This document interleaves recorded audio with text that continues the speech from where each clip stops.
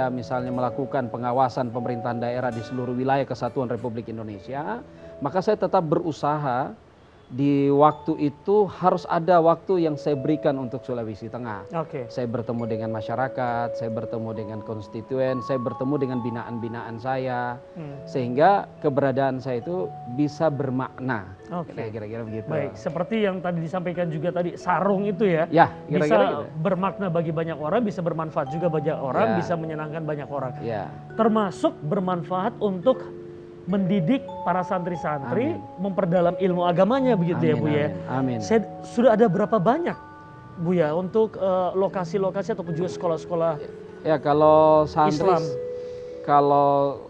kalau santri saya sendiri ya, saya itu alumni sudah lebih 1.700 orang. 1.700. Dari tahun berapa Sejak Bu ya? dari 2009. 2009. 2009. Jadi sudah cukup banyak. Iya. Nah, walaupun juga saya sadar bahwa kita belum berarti dari semuanya. Baru tahun kemarin 2020 saya mengirim alumni kita ke Universitas Al-Ahqaf Hadramaut 2 orang. Kemudian tahun depan 1 orang lagi. Kita persiapkan dalam artian untuk kelangsungan masa depan agama ini. Dan saya juga bersyukur banyak juga sudah tokoh-tokoh yang punya kelebihan mengirim juga ke Yaman, Universitas Al-Ahqaf Hadramaut. Baik. Boleh saya titip satu Bu ya? Amin. Saya titip asisten rumah tangga saya ini. Saya kira beliau ini cocoknya di Dubai. Oh, ini di Dubai. Karena Dubai itu dia lebih internasional, lebih cocok Mungkin di sana. sekolah chef aja Bu ya? Ya. Sekolah chef. Mau ke Dubai? Mungkin saya bisa studi banding, studi ART. Jadi dari Dubai yang ke Palu, sini saya ke Dubai. Oke, bagaimana ART yang ada di Dubai, itu dia belajar sana, nanti dia akan aplikasikan di sini, saya begitu kira Bu ya? cocok tuh, Insya Allah, semoga diperhatikan oleh Buya ya. Tapi jangan lupa ingat saya kalau sudah sampai di sana, karena pasti besar gajimu itu di sana itu. Amin. Nanti saya ajak. Iya, oke. Saya coba tampilkan tadi ada beberapa video, saya coba minta ditampilkan kembali supaya kita lihat juga. Buya, kita sama-sama akan lihat juga tadi ada beberapa cuplikan kegiatan dari Buya tadi yang sebelumnya. Oke, ini Buya lagi memberikan ceramah mungkin begitu ya, kepada anak-anak santri. Mengajarin hadis, Oke. ajaran hadis kepada anak-anak. Oke. Baik, di tempatnya Buya? Ya. Lokasi di mana Buya? Awalnya lokasi saya ini di Petobo yang kena likuifaksi. Iya. Kemudian karena kena likuifaksi, sekarang saya transit di Jalan Anoa.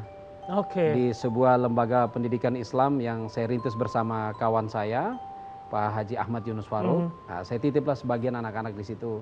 Sebagian juga masih ada di rumah-rumah. Baik. Nah, sekarang lagi kita persiapkan lahan kita di Lompio, Bora, Sigi, Maranata. Oke, Nah, di itu Maranata. lahan kita itu sekitar 50 hektar. Nah, sudah 50 hektar. Secara Progresnya saat ini gimana? Alhamdulillah sudah 7 ruangan jadi.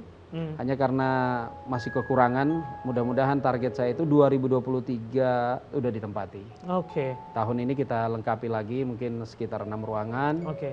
Karena saya lakukan ini masih putra, belum lagi putri. Oh iya. Karena putra itu antara yang SMP dengan SMK misalnya itu harus berpisah asrama. Betul. Tidak boleh satu. Betul. Ya, Betul. yang ditakuti Harus nanti saling Iya, mengintimidasi gitu ya. Betul. Dan memang kita kalau di pesantren juga memang harus seperti itu ya Buya ya. Ya, saya kira begitu. Baik, pemirsa, di episode kali ini yang betul-betul spesial sekali kita mengangkat topik yaitu pengabdian seorang santri. Sekali lagi pengabdian seorang santri yang Anda saksikan di layar TV Anda, temanya adalah pengabdian seorang santri. Dan Buya Dr. Muhammad J. Wartabone SH MHI menjadi tamu saya yang spesial sekali untuk hari ini.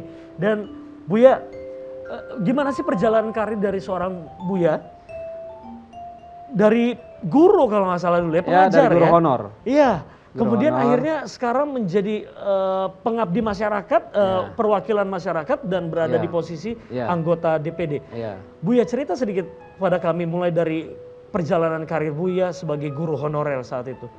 Ya, itu guru honorer itu saya lakoni ketika saya keluar tamat dari Pondok Pesantren Darut Tauhid Malang, Jawa Timur. Oke. Tadinya kan saya dapat beasiswa ke Universitas Al-Azhar. Kemudian ketika tiba di Jakarta saya sakit.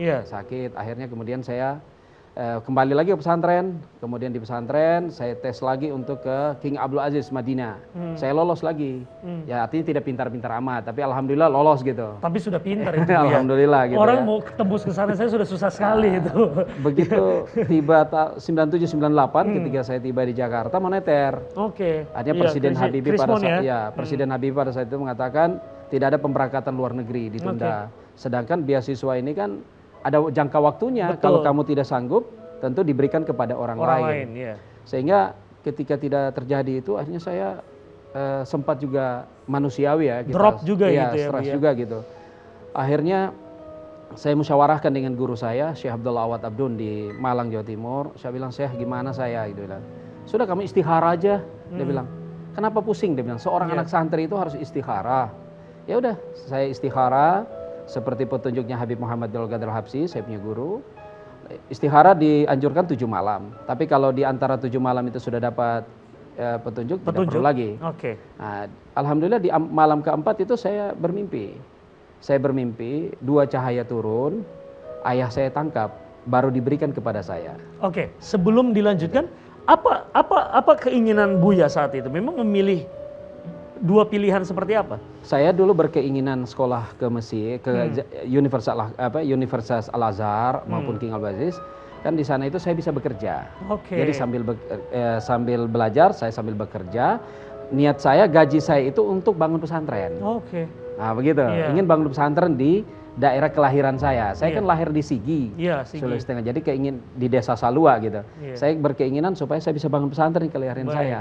Nah kalau kuliah di Indonesia kan tidak mungkin saya dapat kelebihan. Iya. Nah, itu niatan awal. Oke, gitu. akhirnya dalam mimpi itu Nah, mimpi, ada cahaya yang turun. ya alhamdulillah dalam mimpi itu saya musyawarahkan sama guru saya, Syekh Abdul Abdun. Saya bilang, Syekh, saya sudah mimpi seperti ini. Akhirnya dia panggil, sudah kamu ke Malang. Singkat cerita dia bilang, kamu pulang ke Palu, temui kau punya ayah, tanya sama ayahmu, ayahmu lahir di mana? Nah, di mana kelahiran ayahmu? Di situ rezekimu. Gitu ceritanya. Iya. Saya pulang, nanya sama ayah saya, saya panggil Iya, ayah saya, namanya apa? kita santri Iya. ya. Walau, abah lahir di mana? Saya lahir di Petobo, nak, di Palu gitu, Petobo. Ya sudah, kalau begitu abah, saya mau menetap sudah di Palu. Akhirnya bekerjalah saya di yayasannya Dr. Andus Om Ajimin Ponolele, paman saya. Bekerjalah saya di situ, membangun karir, membangun niat saya. Ya di situ niat saya, memang saya sudah niat, saya tidak mau jadi PNS. Saya ingin menjadi wakil rakyat DPRD karena dengan wakil rakyat itu saya bisa menentukan anggaran untuk membangun pondok pesantren atau sekolah. Oke. Nah, gitu. Oke. Dalam mimpi itu ada turun dua cahaya Ya. ditangkap oleh ayahanda Iya, dan diberikan kepada Buya. iya. Oke. Dan dikonsultasikan, bertanyalah kepada orang tuamu, Iya. ayahmu di mana tempat tinggalnya Iya. dan lahirnya di mana. Ternyata ayah saya lahir di Petobo. Di Petobo. Ya, Iya. Nah, Petobo secara administratif kan Kota Palu. Betul. Ya, betul. Kota Palu. Jadi pada saat itu sudah, kalau gitu saya jadi wakil rakyat. Sehingga dengan wakil rakyat ini alhamdulillah saya ketika tiga periode saya DPRD Kota periode. Palu 15 tahun.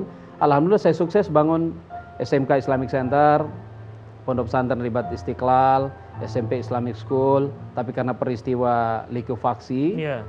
dan tsunami pada saat itu ya hilang semua. Baik, saya tahan dulu cerita tentang apa yang sudah dibangun oleh Buya di Petobo sana ya. Ya. Dan saya juga akan masih banyak ngobrol dengan Buya terkait dengan seperti apa sih menerapkan ilmu Islam itu di masyarakat dan kehidupan sehari-hari seorang Buya begitu. Tapi sebentar Buya ya. Ya, Saya akan kasih dulu bonus. Ini ada buat pemirsa di rumah dan juga bonus untuk menenangkan hatimu. Kau harus sholat istihara. Pilih ikut Buya atau pilih ikut Arya Tanjung sebagai ART di sini.